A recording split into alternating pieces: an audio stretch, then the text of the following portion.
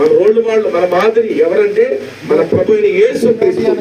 ఆయననే పాల్గొనాలి.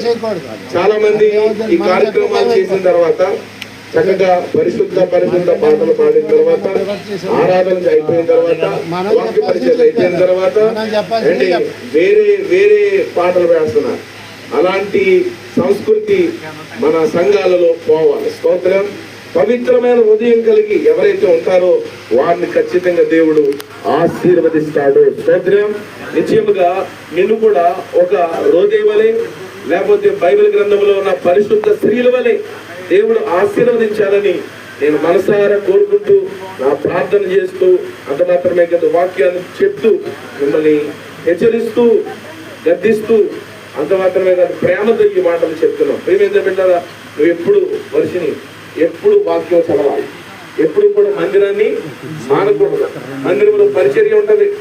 ఊడ్చే పరిచర్య, కడిగే పరిచర్య, అండి దులిపే పరిచర్య, అండి ఈ పరిచర్యలు ఉంటాయి. ఆ పరిచర్యలో పాల్గొంటారు.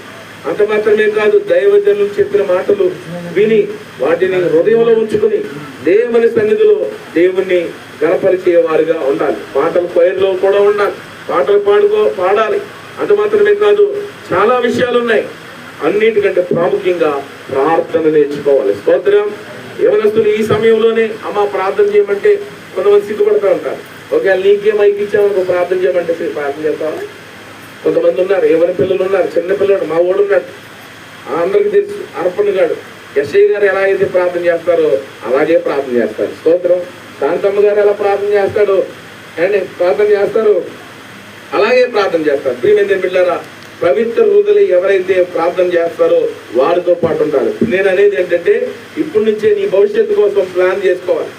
అంటే మంచి ఉద్యోగం రావాలని, మంచిగా చదువుకోవాలని, అంత మాత్రమే కాదు మంచి భాగస్వామి రావాలని ఇప్పటి నుంచే ప్రార్థన చేసుకోవాలి. అప్పుడు దేవుడు తగిన సమయంలో నీకు అన్నీ ఇస్తాడు. మేము కూడా ప్రతి విషయంలో ప్రతిరోజు కూడా కొన్ని విషయాల కోసం ప్రార్థన చేస్తాం. అంటే మీకు అందరికీ కరెంటు బిల్లు ఎక్కువ అవుతుంది కదా, ఎవరు ఎప్పుడైనా ప్రార్థన చేశారా?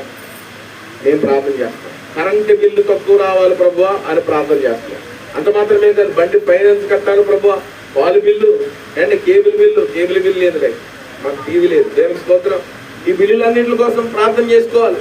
అప్పులుంటాయి, డ్వాక్రా అప్పులుంటాయి, లేకపోతే ఆస్మిత అప్పులుంటాయి. ఈ అప్పులన్నీ తీర్చుకోవడం కోసం ప్రార్థన చెయ్యాలి. అంటే మనం ప్రార్థన చేస్తే జరగనంటే ఏది ఉండదు. హల్లెలూయా, హల్లెలూయా. పోయిన వారంలోనే సత్యానంద గారి గృహంలో బర్త్డే ఫంక్షన్లో చెప్పాం కనుక ప్రియమైన బిడ్డలారా, వారి యొక్క కుమారుడి విషయంలో ప్రార్థన చేసిన సంఘము, వారు ప్రార్థన చేసిన దైవజనులు ప్రార్థన చేస్తే